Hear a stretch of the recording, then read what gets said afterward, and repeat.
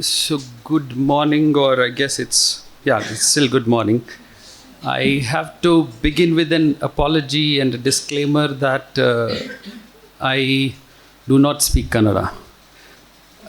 So I have to unfortunately speak in English.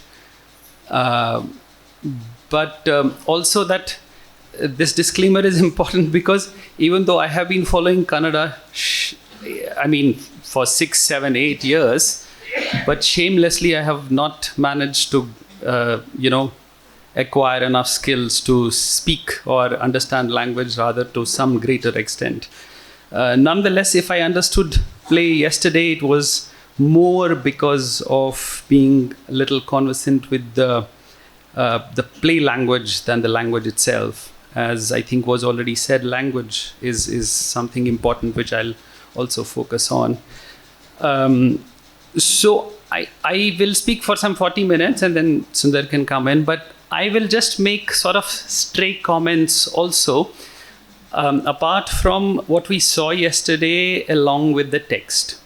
So one thing to begin with would be important for me is to, by heart really, to congratulate the team as a whole, director and all participants. Now, it's not simply just to congratulate because that's like everybody does that and so on and so forth. Why is it important? Why is it important to do that? Because the play you saw, you have origin of play somewhere in that Sanskritic tradition. Sort of historians have well established in 8th century. Bhavabhuti is active in that 8th century. And he's writing 3 plays. So he's writing Mahavira Charita. So Mahavira there is kind of an adjective for Rama. And he's obsessed by Rama, and Bhavabhuti's Rama is Bhavabhuti's Rama. That is not Valmiki's Rama. That is not anybody's Rama. Be mindful of that. And this Mahavira Charita, which is also sometimes called Purva Rama Charita, that is like to kind of create this binary with the Uttara Rama Charita, what he wrote later. So that's the prior story of Rama's life and so on and so forth, which it is said that was his failure. Secondary scholars say that.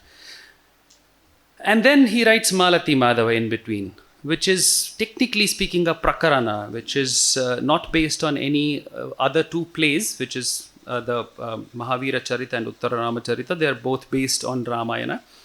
But Malati Madhava is prakarana in the sense that that's surely his imagination in some sense. But there are elements from earlier storytellings, narratives, Katha Sarita Sagara, for instance, what you saw, the Aghora and so on and so forth. There are elements of Katha Sarita Sagara coming in there. And he's putting them together to create something out of it. Love story, we'll talk about that. And then he writes this after Malati Madhava, Uttara Ramacharita, which is supposed to be his success story.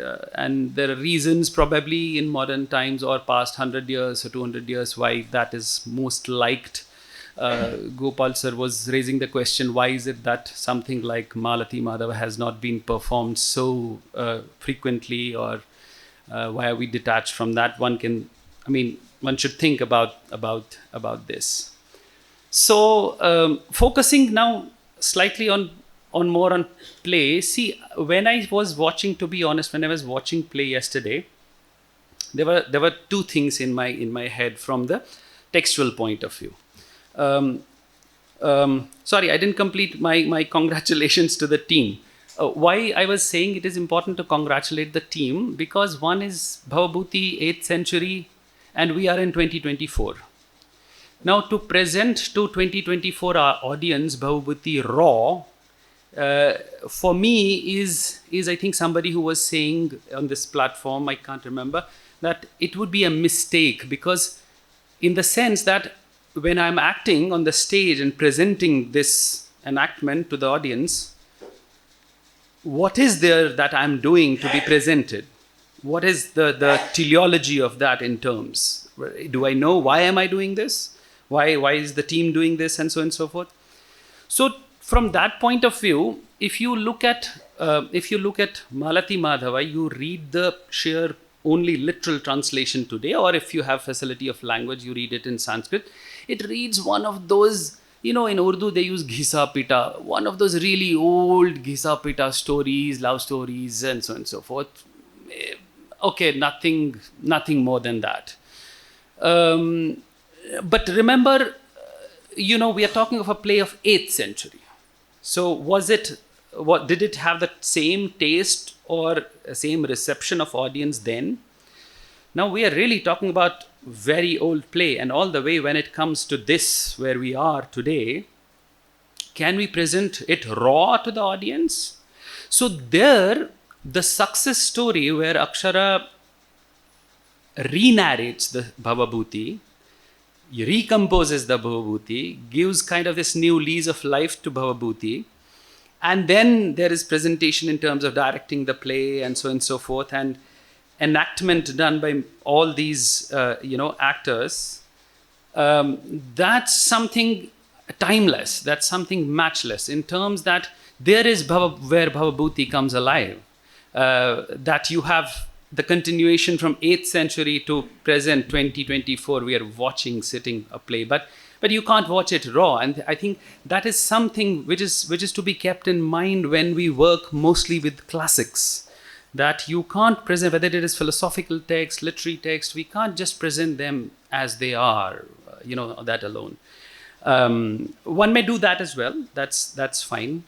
So I really think that the job done by the team, they really deserve something, a great applause, and we have all done that since morning here. That's really wonderful. So to then connect the idea, when I was watching the play yesterday, and I really was mean, because I was like, let me see how Akshara has directed the just first Mangala, the Mangala Charana, which for me, and there is where the tension is dissolved between the text and the praxis, where text, particularly Bhavabhuti's text, which is unlike Kalidas and so many other playwrights in Sanskrit tradition, it could be so verbose. It could be that word picture in verses played in front of you. Literally, I mean the word picture. The map that is in front of you, it's like made of really word, the language. So it can sound very verbose, but he has a project in that. He's doing that purposefully. Now the Mangala is invocation, is important from many points of view. You see, Ganesha he's the viewer. He's watching. Who is doing you can relate it to what you saw yesterday. So he is watching, and then you have Shiva doing that Tandava and so on and so forth. There is dance, and Ganesha is watching. Certainly you have Nandi, because he's banging the drums, as our guy, I remember he was banging the yesterday drums with full valor. It was wonderful, that when voice was coming alive almost with all the performance. So Nandi is banging these drums, and because of that, the peacocks, Kumara is there, and his peacocks, they are somewhere around, and they start thinking that, oh, okay, now it's thunderstorm and so on and so forth, and they start dancing. Because of them, the Shivas, these snakes around, they get terrified. They're like, oh, because that animosity between the trope that you have, poetic trope, or probably real also, between the peacock and the snake, they get terrified. And this Naga, he tries to squeeze himself because he's terrified, and trying to find a hole. Now, where to find a hole? So there is this Ganesha, and easy hole is his trunk, and he enters in there. And of course, what will happen, Ganesha? He's this sneeze. And I was telling Sundar yesterday, it's not just common sneeze, it's a cosmic sneeze. No? So Ganesha is sneezing. And because of sneezing, what's happening? See, he's elephant-headed. So he has always rut. Again, these poetic truths. He has always rut around his forehead. And there is a swarm of bees around. No? It's a swarm of bees. And I think Sir was making point about why he's called Madhava from Madhu. You have it's like honey, the Madhu. So he's full of these swarm of bees, and when he's sneezing, all these bees just go around everywhere. No. Now see, Mangala is never without a purpose. Try to see somewhere to relate that to the play. Now, Bhavabhuti will never tell you, no playwright tells you that. As I think Akshara was saying it some time back, it is what it is. You grab meaning out of it. You are the meaning makers as the spectators, as the viewers, and so on and so forth. How to correlate that with the whole play. So what is this swarm of bees? Is it that... But it is... Remember, it is Ganesha. It is Ganesha who is already someone you should suspect, oh, there will be happy ending. Because he's the someone, who is being invoked. So, of course, already there would be, even though the idea is that this sneezing and the swarm of bees and so on and so forth is going to create some trouble. And there is trouble, as you see. In 10 acts, there is trouble. A lot of diversified trouble. So, what I think I'm trying to say is that somewhere that depiction that you have in the word play there, we can, when we read it and it's coming as a picture in front of us eyes, now for director it's so hard to manage to show it to the audience, how to show it. So I was saying I was mean and trying to think that let me see how Akshara has depicted it. And I was very happy. Not that I'm any the right person to judge and so on and so forth, but it's just something that I'm sharing that is sort of within me, who knows the text, was reading the text. And then when I saw it, I was like, okay, this could be one of the rather the best. Maybe there could be better, I don't know, but this was doing job for me, that depiction on the stage. The other was when you have the very grotesque description of the flesh, the human meat, and so on and so forth. I'll read that out. And how to present that to audience, it's very difficult. The blood and so on and so forth. So that also, to some extent, I could see it's present there. Because from one point of view, see, the success of the story lies, that is to say, success of the Nataka lies in whether spectator is enjoying, and enjoyment has a definition. Crying could be enjoyment, horripilation could be enjoyment, laughing could be enjoyment, whether you are enjoying the play. So when you had the Tantrika or that Aghora coming in, popping out the tongue and so on and so forth outside, I was just looking back at some kids, whether they are laughing or whether they are terrified, the Bibhatsa or the Bhayanaka. So how are they reacting? How is audience reacting? I was just peeping out like this. So, but that's fine. I would like to read this one translation of a verse, because that would be a tribute to the troupe, including Akshara.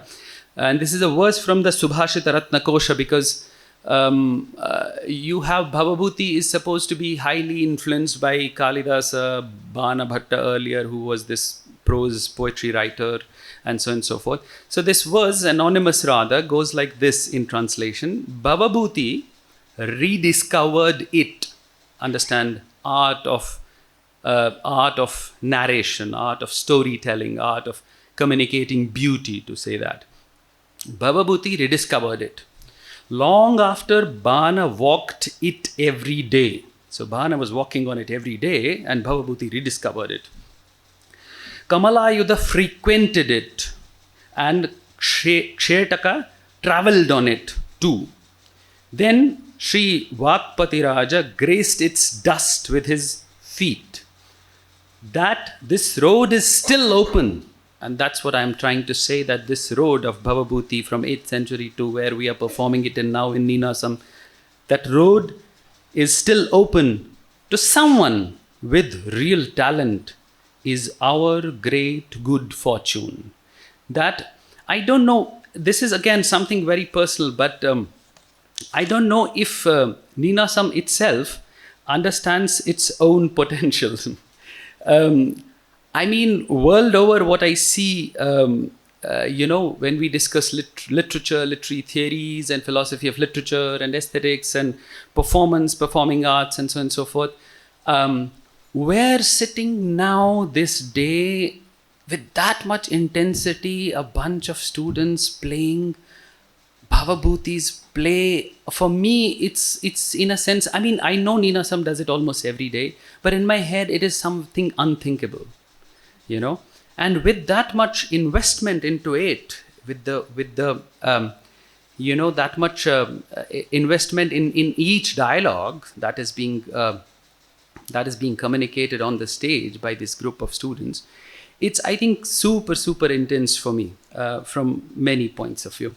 I will go back to text for some points that I would want to make. One point is about the language itself, because Bhavabhuti is distinct, as I said, in this word picture that he does. And to catch hold of that emotion which he tries to communicate either through words or the cluster of words which transforms into the sentence and so on and so forth, to grab meaning out of that at the level of one understanding and then at the level of communicating is something not very easy. At the first level for Bhavabhuti itself, for instance, like giving you several examples from first Uttara Ramacharita. So he has this one verse where he depicts Uttara Ramacharita, first act itself depicts the feeling, like idea of just mere human feeling. So I want you to pay attention just to language. I'm reading Pollock's translation here, English translation. I'll read only that. In some cases, I'll try to read the verse as well. Every single time you touch me, this is Rama saying, every single time you touch me, a kind of transformation, it cannot be described as joy or sorrow. Now that idea many times Bhavabhuti leaves for you to understand. This idea of creating an oxymoron, that it is neither this nor that, neither this nor that. No? And by saying that, he already creates something more than either. A kind of transformation. And he doesn't say it's a transformation, a kind of transformation. It can't be described as joy or sorrow, ecstasy or sleep, these binary opposites. A state of intoxication or all suffering poison. I also don't understand it. What is it? That's what Rama is saying. Confuses my senses and at once excites and dulls my awareness at the same time. See, when you read this, you also should pay attention to, in the beginning of Malati Madhava, a very important verse. I think we sometimes, not often, but sometimes neglect this verse. And the verse is the 7th verse from Malati Madhava, which you know from play yesterday. He is a very learned man. We know from the background in the plays that he discusses. He's a very learned philosopher, Mimamsa, Vedanta, Nyaya, and so on and so forth. He's well read. And yet he makes a sort of super big claim at the beginning of particularly Malati Madhava. And he says, I'll read the original and then I'll read the translation as well.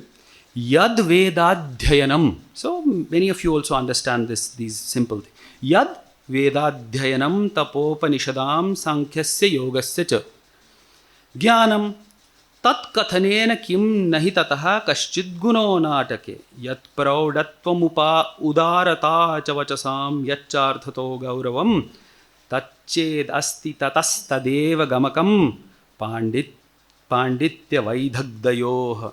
And to pay attention here is at this arthato gauravaha, the depth of meaning that he tries, of feeling, of just generically I'm saying feeling. One can complicate it whether it is the idea of bhava or rasa and whatnot and so on and so forth. But here reads the translation. What is the use of talking about the study of the Vedas and likewise the knowledge of the Upanishads, the Sankhya and the Yoga? For there arises no merit of any kind from them in a drama. What is dignity and felicity of expression, and what is depth of meaning? If this exists, then that alone is indicative of scholarship and genius. So he, in a way, is saying that philosophy is useless, but philosophy is also, in a sense, uselessly helpful. But uselessly helpful because indirectly what he is doing is philosophizing in some sense. And one can try to see that with how he is trying to develop an idea of love. And we had questions, I think, if I understood correctly, for instance, what does, for God's sake, a mendicant has to do? What investment is of a mendicant, a sannyasin, on part of love? No? Why should they be invested? In the whole play, you see, is, the pillars of the whole thing is mapped around them. They are the kartas there in that sense. No. Now, this is something really important for me. Bhavabhuti being someone who is well aware of all the Shastric discourse and everything, and yet he's saying, no Shastra can help you in understanding is not the right word, in, let's say, experiencing a phenomena. Just a mere phenomena. I cannot bring Anumana there, Pramana, I cannot bring, no epistemology will help you. It's just a mere idea of experience. If you do, you do, you don't, you don't. My job is only to map it in front of you. So, now a depiction of that you can see also in his, in the beginning of Uttara Ramacharita, where he pays obeisance to language itself. No. And language there was, I think, several years back, we talked here, I think, Sundar and I, about Uttara Ramacharita. That time this point came, where how to see the Mangala in the Uttara Ramacharita. Is it that I'm already suggesting in Dhwani fashion, I'm already suggesting that there is the Shabda and Artha, in a sense, Sangata of that, in a sense, marriage of that, or coming together of that, in Rama and Sita, who have been in Viyoga, because we know the definitions of Kavya from earlier on, the Shabdarthau, Sahitau, Kavyam, and Bamaha, Dandin, and so on and so forth. And by the way, it's also important to keep in mind that 8th century, we possibly do not have Anandavardhana, possibly is around there, or maybe even not, because he comes in roughly 9th century, and we don't have Abhinavagupta. We have Natya Shastra, but there is no Abhinavabharati yet. So it's in a sense also a crude, to compared to what is available to us, it's a crude world in that sense, no? Like Bollywood is available to us, and it was not to Bhavabhuti, for instance. So Natya Shastra, Abhinavabharati, and so on and so forth is available to us, but that was not available to, Abhinavabharati and Dhwanyaloka Lochana, for instance, or Dhwanyaloka itself probably was not available to him. So what he means by the Shabda and Artha, what he means by the word and meaning. So Uttara Ramacharita begins, I read the translation again. This we offer with the expression of homage to the poets of the old, that is to say, the tradition. I pay obeisance to the poetic tradition who have existed before me. In the Rasadhyaya in Natya Shastra, Abhinava talks about the Sopana Krama, that is to say, the staircase where we walk up to this ladder, where all these earlier authors have talked about what is Natya and so on and so forth. So in that sense, and then he continues, let us also pay reverence to language, a deathless thing, a part of the soul. And then he continues in the next verse, that is not in continuation, goddess language. Now language is turned into goddess. Goddess language has always compiled with this Brahman as obediently as she does Brahma. And it was he who composed Rama's last act. That's the translation of Uttara Ramacharita. And the play we will perform for you today. So marking, for instance, that what does language mean from... See, he's very well aware, even though he's not bringing his philosophical skills in drama, he's well aware of the problems of language. I'm sure he's well aware of the debates of Mimamsakas and so on and so forth. Yet, at the same time, sometimes he can't help. You can see that in his language sometimes. He uses kind of a pramana language, but then he tries very hard not to do that. And he tries very hard to stay and trying to intensify emotion merely just with the linguistic expression. And that's it. No? Now, I think I am wanting to read some parts also of Malati Madhava to give you sort of this one idea what I am talking about. They say that his first play, as I told you, was not a success. Whatever that may be, and this line that you have in a very interesting line, the 6th verse in Malati Madhava, he seems to be referring to the failure of his earlier play. And he says that, and please allow me to read also this in Sanskrit, Yenama kechit, whoever they may be, whoever they are. Yenama kechid iha naha prathayantyavagyam jananti te kimapitan pratinaishayatnaha utpatsyate asti mama kopi samana dharma kalo hi ayam niravadhir vipulata cha prithvi. That idea is this kalo hi ayam niravadhir vipula cha prithvi. It's a very important kind of phrase that he creates in this verse. And I read again Pollock's translation. Those quick to disparage me here, who judge me so quickly, those, whosoever they may be, know something, I am sure. Whatever they know something, I'm sure. But I don't write on their account. Someone of like nature to me exists or will be born. No? For, understand, because time is endless and earth is vast. And I keep thinking about this, that, these ideas that somebody is aspiring to be a great literary figure, great scholar, and so on and so forth. And then you look at the world and you're like, really, who am I from that point of view? And then you take that conceit of you, what you do, into what, and that is, I think, that conceit gradually, and you can see that gradual shift from his first Mahavira Charita to Malati Madhava to Uttara Rama Charita, and so on and so forth. So, I have this another verse from, again, I think, it's also from Malati Madhava. So where he reads this idea between the love between the man and woman. Identity in joy and sorrow. Consonance in every condition. Where the heart can find respite.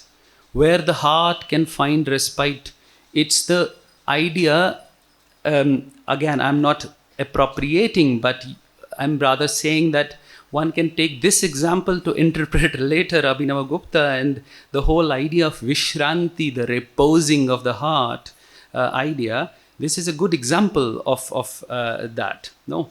Identity in joy and sorrow. So that is to find the middle point between joy and sorrow idea. Again, bringing in binary. See, that's his favorite trope. Identity in joy and sorrow, consonance in every condition, where the heart can find respite, whose rasa old age cannot spoil. What alone abides as time removes all veils and pure love ripens. That singular blessing is only bestowed on a good man, and only then with luck. There is one example you have from, I think again, it is again from Malati Madhava, I'm sure. Yes. No, sorry, it is from Uttara Ramacharita. There is no way, this is between kind of the friends, between two friends. You could see the intimacy yesterday. I was wondering if the same play, for instance, is played somewhere in Europe, and the physical, rather very manifest physical intimacy between the friend and the actor, the two friends, the actor and the jester, there would be, like people watching would be like, oh, wait, what's happening? Yeah, okay. The modern audience, there is no way, and this is between two friends, the way he explains it, there is no way to counteract a predilection that has no cause. There is some thread of affection that knits living things together deep within. No? So even by his words, many times he just wants to, by literally saying, as in this case, but by sometimes just merely metaphorically saying it, the idea of death, for instance. See, in the beginning of the Malati Madhava, the first Anka itself, you have another beautiful verse. I'll read the translation first and then the Mula. Profound representations characterized by the excess of sentiments, acts or movements, attractive, owning to affection, boldness, indicative of course of love set into motion or calculated to further love, wonderful plots and dexterity in speech or dialogue. Bhumna rasanam gahana prayogaah sauharda hridyani vicheshtitani audatyamayo jitakama sutram chitraha katha vachi vidagdatacha.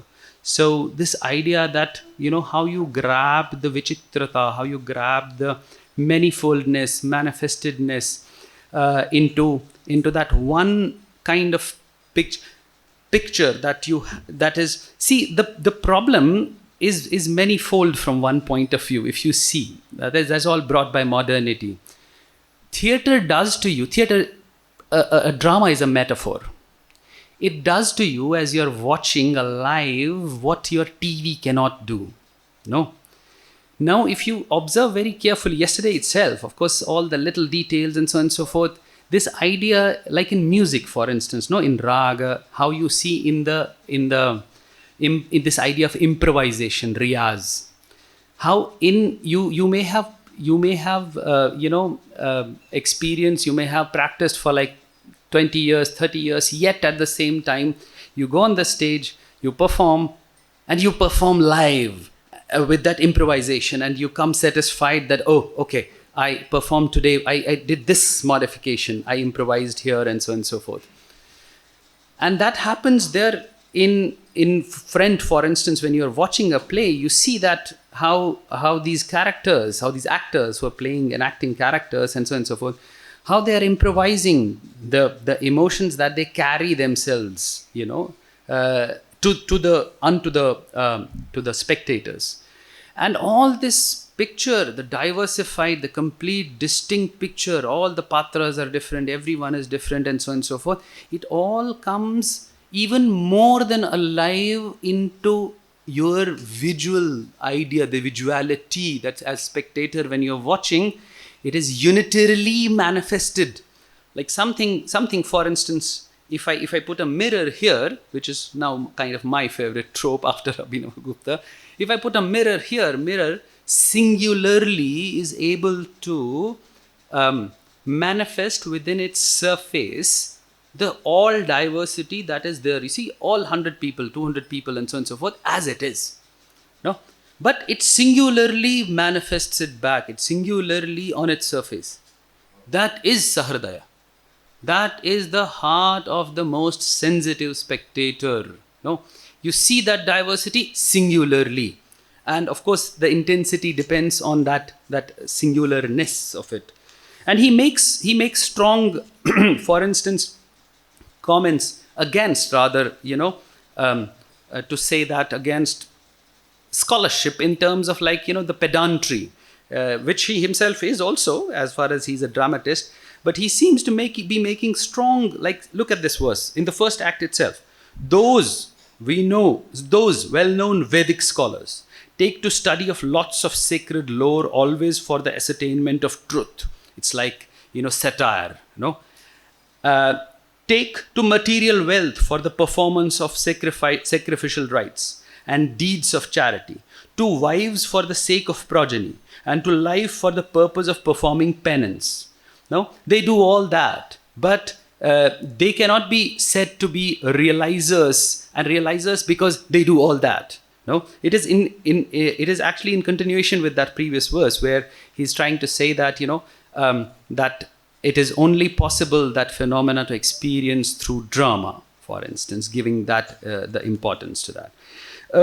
Just a couple of other verses rather. Do I have some time? Okay. We have one verse again in the first act itself. This is verse, I think, 30 and 31, and I would like to read that. It is again Madhava saying that, not you. So here it reads, I'm reading only the translation of Karmarkar. Some inconceivable internal mental emotion passed beyond exact demarcation, not within the province of all expression, which had not reached the state of experience before in this life, impenetrable, owing to great infatuation, massed up, owing to the annihilation of discrimination, stupefies, and at same time spreads torment. This idea that you have, I think, to read English translation for me, and I don't know, many of you probably also is true, it doesn't give you really the taste, what the original idea is. He says here, Vikaraha kopi antar jadayati, inert, it inerts you. Cha tapam cha tanute, and that inertness and the torment, they struggle together, the inertness, and it's like being conscious and inert at the same time. It torments you. You always struggle with that. There is also a beautiful another verse, I think I have it somewhere, where he would like to play with that one indeclinable particle in Sanskrit, the va. Just a minute. Look at this. This is in fifth ahnika fifth anka, for instance. Since Madhava mentioned, I'm reading a lot of Tantra Loka, so I have the chapters there as ahnikas. Ahnika literally means a day. So one chapter, which is like 2 volumes, but it says it was composed in a day. So the anka, for instance, here, I don't know how long it takes for them to do the anka. And read this translation, listen to this very carefully. It is this Gary Tubbs translation. And this is Madhava saying, and he's talking about his experience again. My darling is absorbed into my mind, as if reflected. So as if, he plays with that trope, no? As if. Leeneva pratibimbeti likhiteva utkirna rupevacha. As if, no? My darling is absorbed into my mind as if reflected. It's kind of that skepticism developed. He's still trying to think, reflected? No. As if painted? So he's trying to self-reflect, no? As if painted, and as if sculpted, as if inserted, as if insert, no? As if cemented, and as if engraved. So he's just thinking, okay, what is it? What is it? Why am I so, right? As if nailed there, understand, into my heart, by love God's 5 arrows. As if tightly sewn in place by the network of my flow of thoughts. No? Network of my flow of thoughts. So eventually he comes to, maybe it's actually my own thoughts which are much more potent than even all absorption, mind reflected, painted, sculpted, inserted, cemented, engraved, nailed, and so on and so forth. But it's the potentiality of my own thought that is making me do what is happening to me. There is another verse. I'm going forth and back and forth. Another verse you have in the first act itself. I'll again read the translation alone. There is no sense of distinction of demarcation even regarding an object lying in front. Regarding an object, although familiar, is produced remembrance disagreeable owing to its state of being otherwise. There could be no end of my torment in a cool lake or in the rays of the moon. The mind, divested of fixity, wanders on and sees all sorts of visions. So, as an it draws something inconceivable. That's the you have somewhere in the second. Now I'll just read kind of one-liners somewhere just for sake of time. Somewhere in second act we have third verse where he uses this one expression, iyang na kalyani ramayati manaha kampayati cha. This is kamandaki. That's also interesting. You see, you should. There are lots of questions one can always ask. Why is she kamandaki? Why is her name chosen to be what it is? I will not tell you, but you can think about that. The translation, lovely translation by again Gary Tabb of this one phrase, iyang na kalyani ramayati manaha kampayati cha. That is Kamandaki thinking. This lovely girl, she's thinking about the Naika.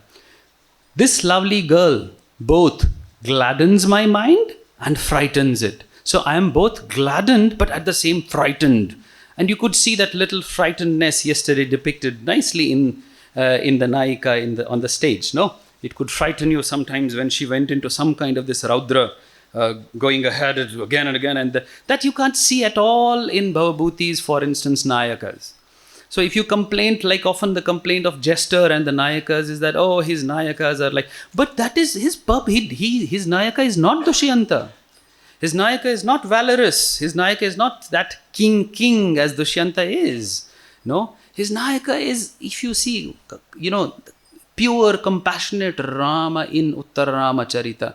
And he wants to purposely use this trope, for instance, and again, look how many times, and we know, all of us know that, how many times they go into swoon. Like they lose their consciousness. Nayaka losing consciousness so many times on the stage. It's understood, okay, you lose consciousness, for instance, when your prayasi is, in danger and so on and so forth. His friend is, little hurt and he just, faints. Only friend is hurt. Oh, he's just fainting. Again, Uttar Ramacharita Ram is fainting so many times, but with that, what does he want to depict? He wants to depict the sensitivity of the main character that he is dealing with. He wants to deal with this pure idea, again, what I said in the beginning, of emotion. That vulnerability of that emotion that he depicts in these characters, and particularly because this is important character, so he would do that, right? There is, sorry, I'm just choosing these few verses.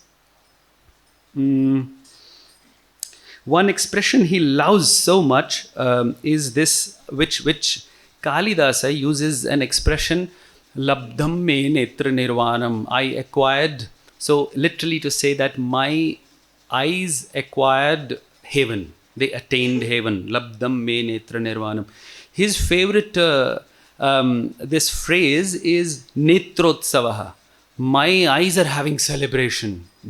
They're as if enjoying, and they're literally as if they're dancing. Eyes are dancing and having celebration. So he uses that trope very, very often. Now, just one more. This fifth act is very interesting. You may have questions, and one can talk about that, and so on and so forth. That why does he bring in? You see, it's an assorted box of chocolates in a sense. Is he wanting to bring a predominant or dominant rasa by depicting what he's depicting in the 10 long ankas? What is his idea there in terms of what rasa should be predominant there? Is he working towards, there could be debate about Shanta, but Shanta is not in the same form yet in his own time as it is post Abhinava, for instance. So this Bhibhatsa and Bhayanaka, the super gross, grotesque ideas coming in between human flesh and so on and so forth. What is it? Why these digressions? What is it doing there? You can ask these questions and one can talk about that. But I will give you just this one verse, which is a for me, a beautiful description. I mean, if you are feeling it is grotesque, but it's a beautiful description as anyone could in the history of any literary trend capture in a word map, for instance, or a word picture.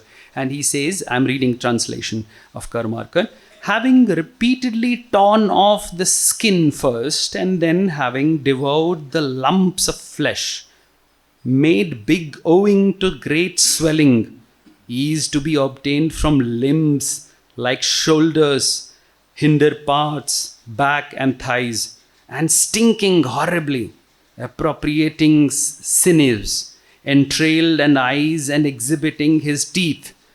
A feminished ghost is eating up without caring for anything else, raw flesh remaining in the bones, even though found in irregular places. You can literally, visualize that idea, that raw meat in the mid of the bones, like this ghost is trying to, even though found in irregular spaces, from a skeleton placed on his lap. So as you could see yesterday, in his lap, when the Nayaka is bringing in a corpse, for instance, and giving it to them, and so on and so forth.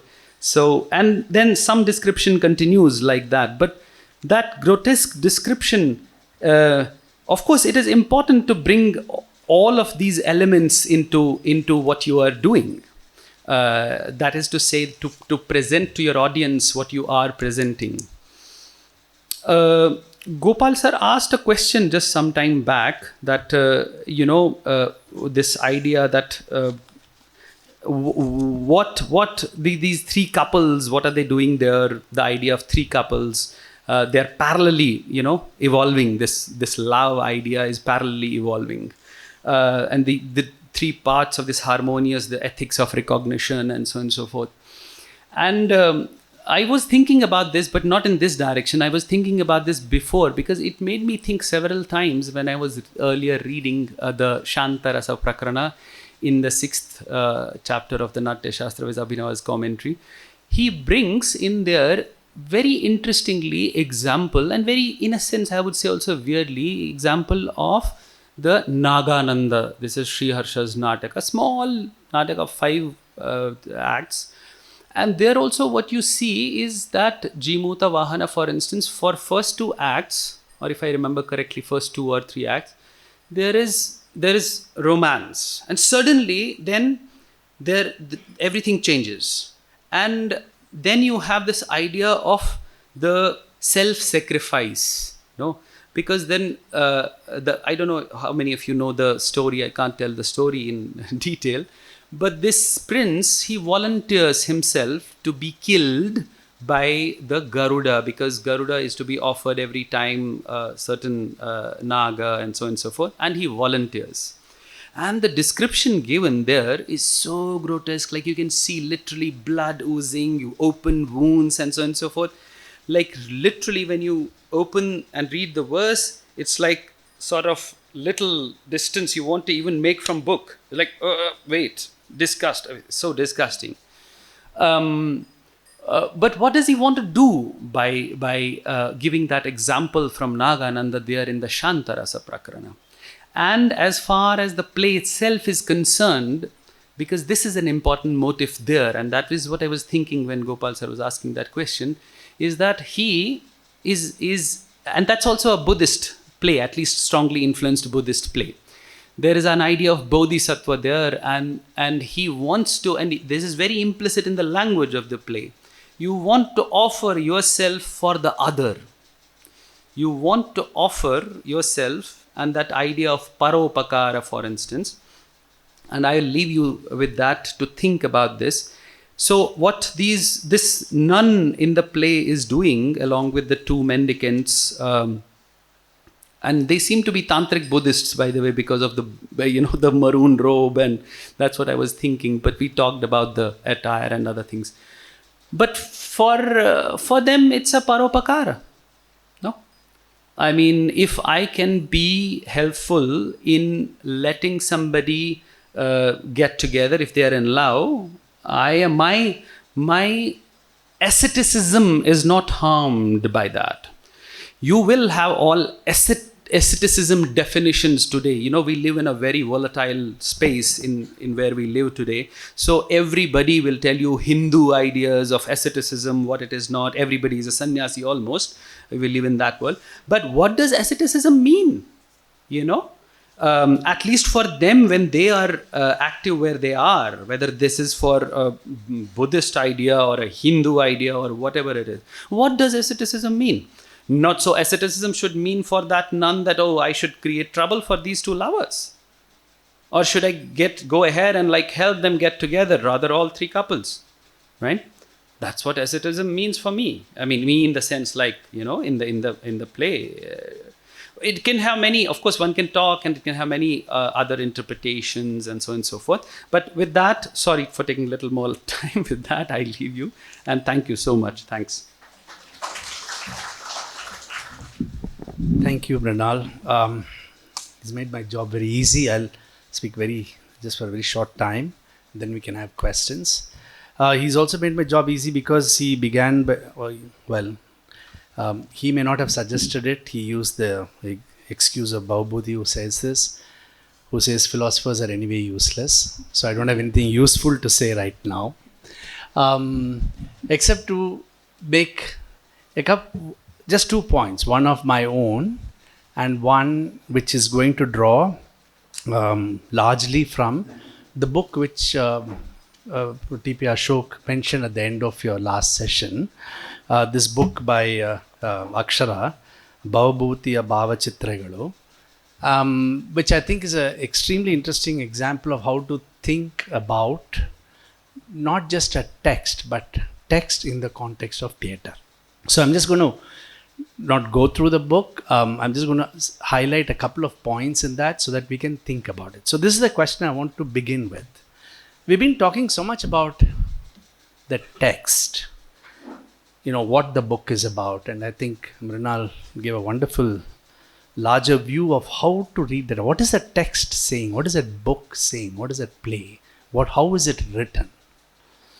But what we saw yesterday was not a book.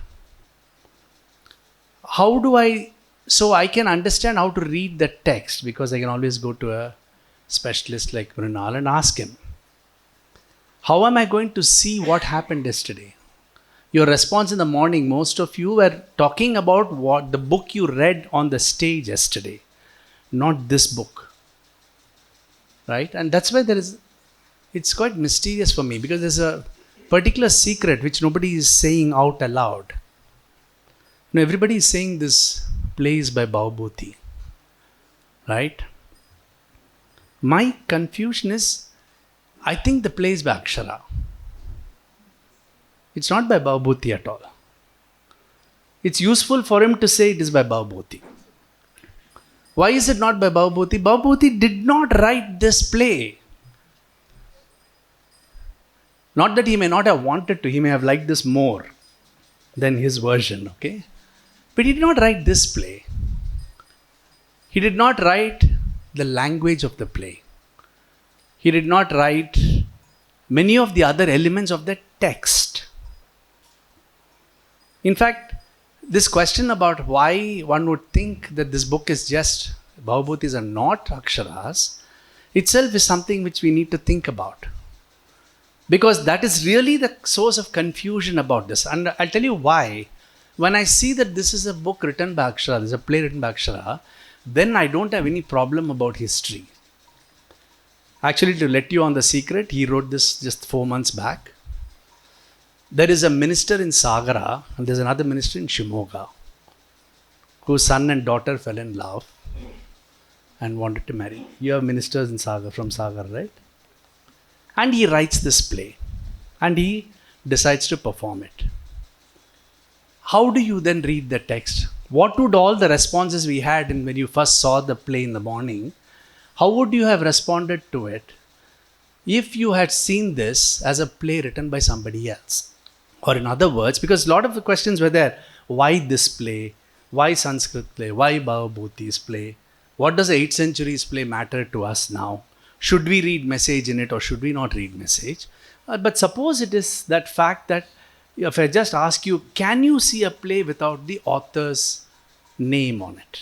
How would that same text, if you're only talking about text, same words, I have not changed any of the words of Bhavabhuti's, I remove his name and put some other name, how do you read it? What is the strategy of reading?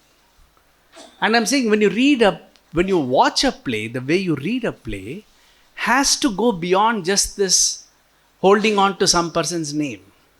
What happens if you change it and see it? How do you read it? So the best answer to that actually comes not from anything I want to say, but as I said from Akshara's book, which is published by Bhavabhuti, right? Yeah. Bhavabhuti, Bhavachitragalu. There are about 10 chapters in it, and each of them deals with, there are 10 chapters, each of them deals with one aspect of the play, the structure of a play. So I'll just highlight 3 or 4 points and leave it here, because I want you to think about this when you watch the other plays today, tomorrow, many of the other plays that we do.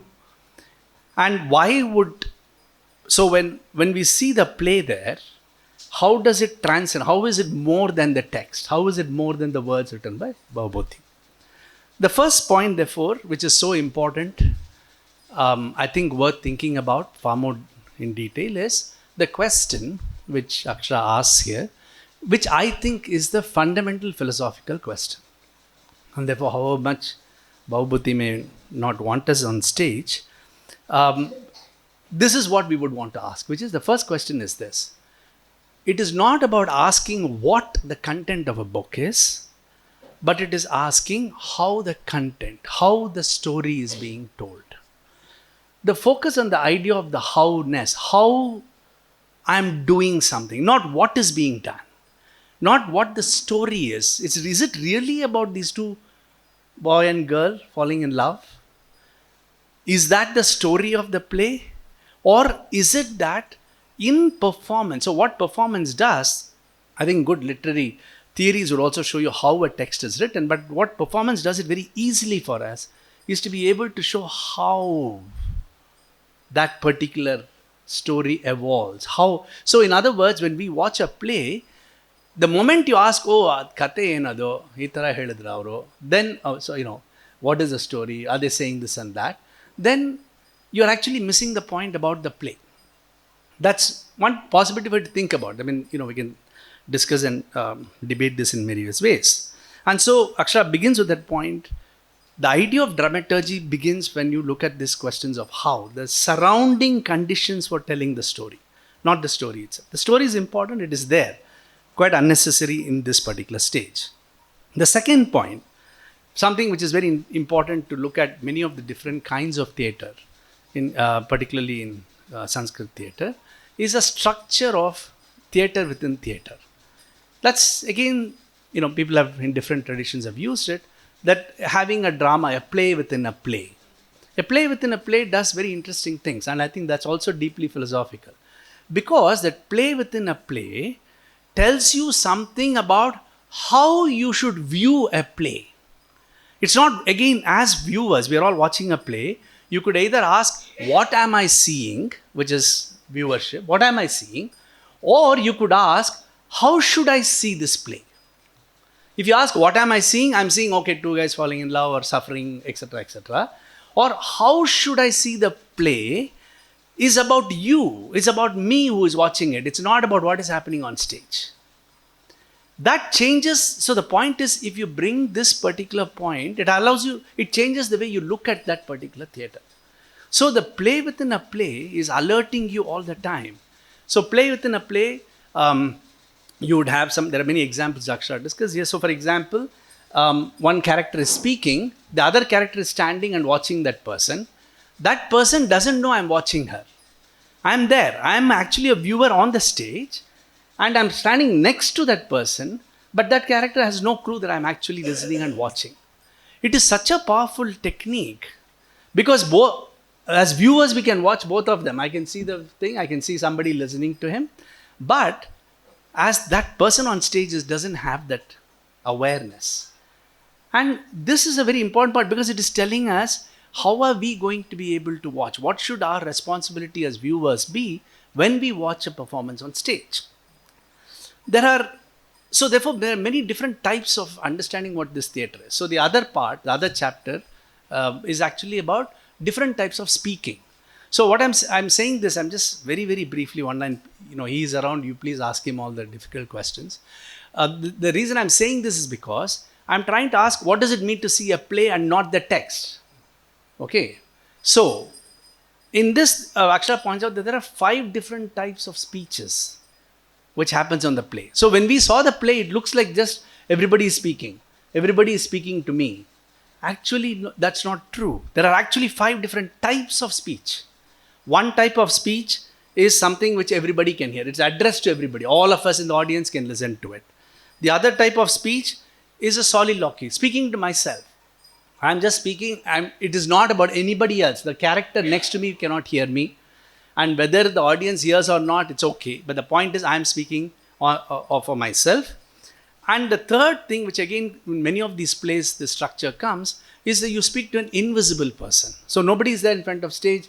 You won't be addressing some deva or something. You look at a particular point and you're talking, and we all look at that point as if somebody is there.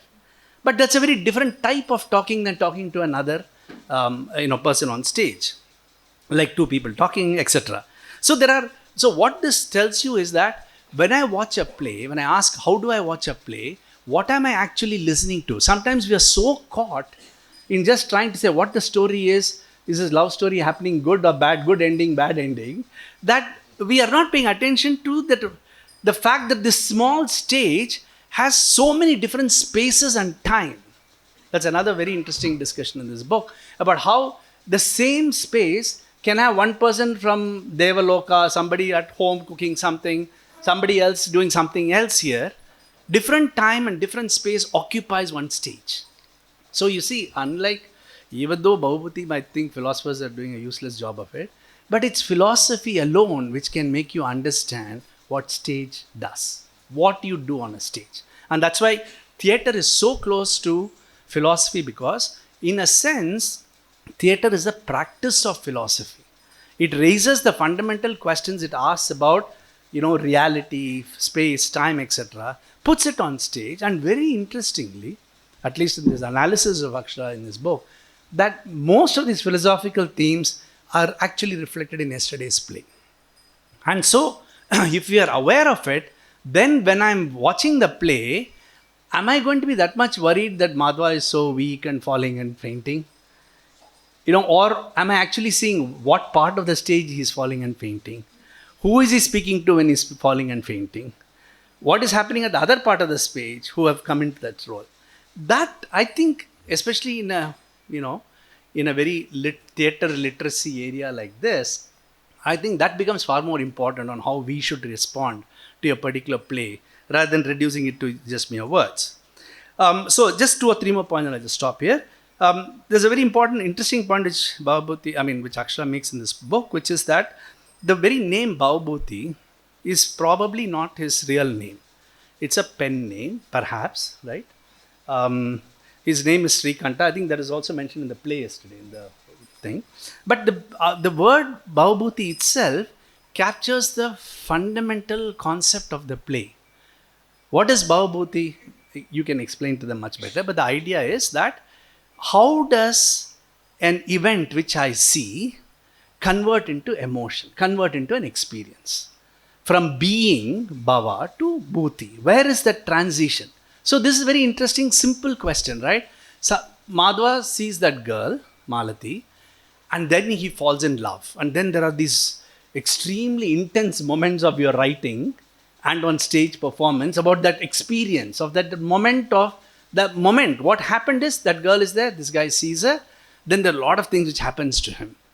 It is that act of asking, because if Madhava was seeing somebody else, let's say there's another girl called Anamika standing there, he's not feeling all that intense emotion. Or he is seeing some other friend and he is not feeling other intense emotion. What is that act which connects a particular thing which happens in the world and a particular experience of feeling within you? And I think Mrinal also made this point. This point, which is very central to the Rasa theory also, becomes the metaphor of this whole, not just the story, perhaps of his name itself. And therefore, when we read the book, so when we read the play, when we watch the play, using this meaning of Bhavabhuti, not as somebody who lived in 8th century, but as the person who is exploring how an event converts into emotion. That's such a different way of reading the text. Such a different, if you don't look at Bhavabhuti as somebody who lived in 18th century and some writer, but look at his name as somebody who is telling you, who is exploring, who is trying to discover how does one particular moment convert into particular emotions within you. Then, how do you read the text? How do you watch the play? Right? So, we can go in various ways here. There's just a couple of very, I think, important points which he also makes. Is this question of, there is a chapter where he compares Romeo and Juliet to this particular play.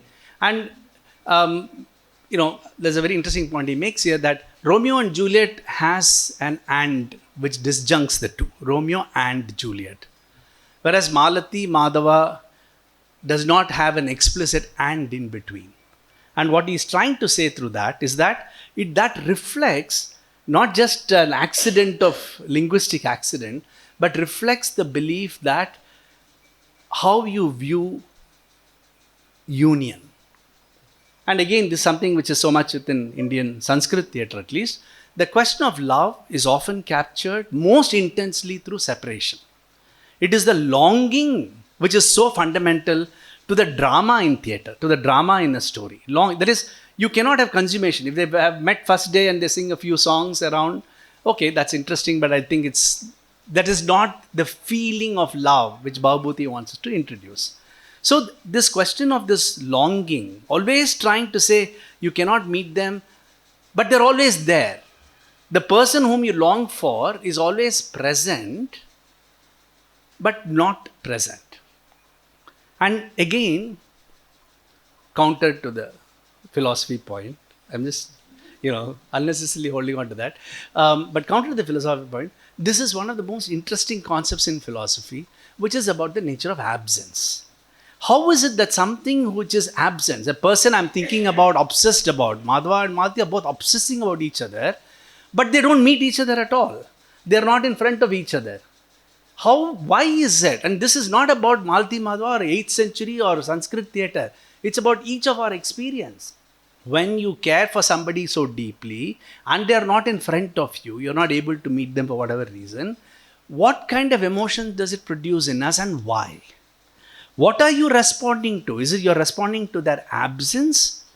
But they are real. To you, they are there. But they are also not there. That idea of abhava, it's such a deep and wonderful, much to talk about within Indian philosophy. You can see that particular point also, which is very much present here. And I think, I think Aksha's point there was that in many of the Greek tragedies, the separation remains a separation. It's a tragedy. Whereas, however much, even in Kalidasa or in Bhavabhuti, however much the longing is there, a lot of obstacles are put in. But as you very nicely said, Ganesha is there, so everything will be okay at the end. Right? That everything being okay at the end is not just a good ending. It is not what is our Hindi and Kannada movies today. Have a good ending, happy ending. It's not about happy ending alone. It is also about the way they conceptualize that the union of two people is the basic unit of human joy. This can be very problematical. There's a question, which was a feminist question was earlier. In a very similar vein, I'm saying people can question this belief that the fundamental unit of society, fundamental unit of joy has to come from this man-woman relation. We may have, I think, different ways of asking that question today. But the fact that that is what it is reflected in each of these plays when the separation due to longing is consummated by this kind of a union. Well, I think it's very fascinating. It has a lot of implications of how you look at this and so on. And I'll just end with the last point. There's much to talk about, including why the Bodhisattva, the role of the Bodhisattva, the very interesting tension between Aksha says Bhavabhuti was an Advaitin, but it's also at that time, 8th century, We have had some of the most major important works in Buddhist philosophy, Nagarjuna, Dignaga, Dharmakirti. Post that, the beginning of Shankara's major fight with Buddhism is happening. But yet there is a text like this. And what does it actually say? I mean, we can read the text if you want. I'm not interested in the text because the scholars are all here. I'm interested in asking, what are we doing when we're watching that play? So I will just leave you with this particular point, which I think resonates through Bhavabhuti and with in Akshara's own analysis. The fundamental, this is the most important philosophical question for me. The problem between the reality of the world and language's capacity to capture it correctly. Does language have the capacity? Do we have the language to be able to describe the world correctly? Do we have the language to describe the tree and the rock outside us? In the same way, do you have the language to describe an emotion like love or karuna? It doesn't have to be love, the point which Gopal is making. Do we have the language? How do we know we have the language? Which language can do the job? That question is central to this, not just this particular text, to these traditions of theatre, and the fact that theatre, unlike literary texts, always lives in the performance, means that, I'm going to say something which, scholars like Professor Ashok, etc. You might excuse me for this, but the fact is that what literature cannot do, because it recognizes deep down that language does not have the capacity to capture the ideas of feelings in the world in its fullness. It's only theatre which can do that. Thank you.